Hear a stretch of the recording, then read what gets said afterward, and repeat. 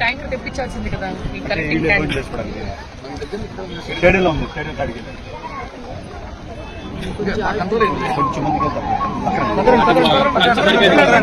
షాపోజీ పలంజీ వాళ్ళు దాదాపుగా 650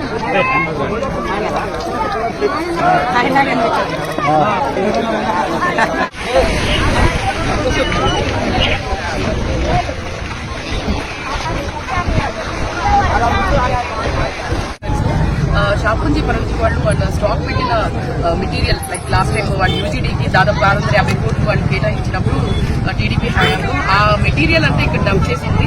దాదాపుగా మీరు చూసుకుంటే ఇక్కడ మెటీరియల్ అంతా ఏంటి మొత్తం యూజీడీ పొల్యూషన్ అనేది అంటే ఎయిర్ పొల్యూషన్ అనేది చాలా ఎక్కువ జరిగింది. అదేవిధంగా దగ్గరలో కూడా చూసుకుంటే ఇళ్ళ కాలనీలు ఉన్నాయి, అవి కూడా గుడిసెలు అవన్నీ ఉన్నాయి, అది కూడా పట్టించుకోకుండా వాళ్ళ సొంత లాభం కోసం చేశారు. ఏదైనా ప్రాణహాని జరుగుంటే ఎవరు సమాధానం చెప్తారు దాని కూడా గురించి ఆలోచించకుండా